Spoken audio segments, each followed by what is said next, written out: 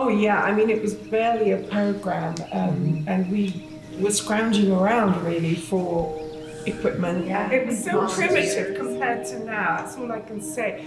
We knew we were onto something. We knew that we were doing something really important, and that it was going to take off.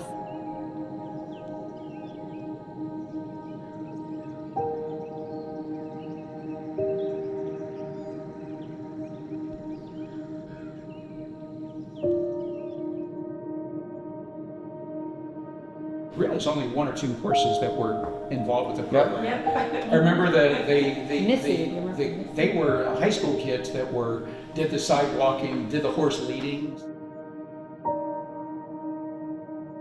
I got to be the first therapeutic riding student because they're like, we need somebody on the horse, Yeah. okay? So that the volunteers know how you're supposed to hold, Yeah, we had how to, to be the horse. right. So I got to be the first person on the horse.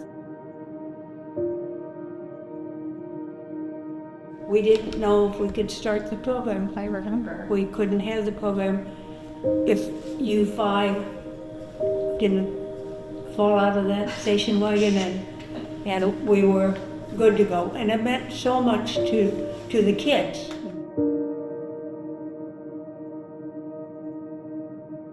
The program started as Fairfax 4-H therapeutic riding program in 1980. So what happened was then in 1990, 10 years later, the board at that time decided that it was really appropriate to form our own 501c3, and then it became Northern Virginia Therapeutic Riding Program. It's very difficult to put into words the meaning of it because it's light years in front of where we were, but something happened good that it is here to be able to reflect back to those times and what really was craziness. I mean, it was controlled chaos in terms of where are we going to have it, who's going to show up. Don't forget the weather. The weather. There were times where you didn't know if and where it was going to be held. Maybe it was being held at a person's home who was actually a part of the program.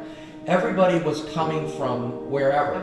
So there was no such thing as an office. There was no such thing as a permanent ring, and certainly not an indoor arena. Now you have a permanent home for the staff, for the lessons, for the horses. Everything is on one spot. When we started, it was barely a Model T Ford. It was just after horses and wagons, and now this is a Corvette.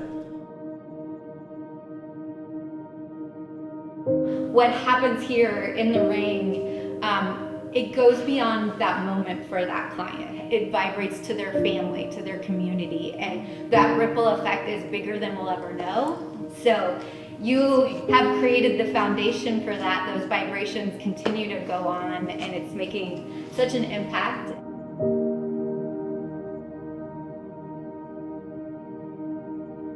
And she would struggle to get to the horse, trying to walk, and her legs are not quite working. And you put her on the horse and you have her legs on the neck, and it was because it couldn't open far enough to get in the saddle. And as the lesson went on, then they would, and then she could walk without those crutches afterwards. It's just amazing. You just mentioned earlier, you said, oh, these high school people that was us. That's who you're referring to. And I'm like, on I this think we're story. probably in your picture. No, that's exactly right. This is the first full circle story that I'm aware of. But to have a parent come up 40 flipping years later and say, you were the people that helped my son. I mean, that's incredible. No, you did.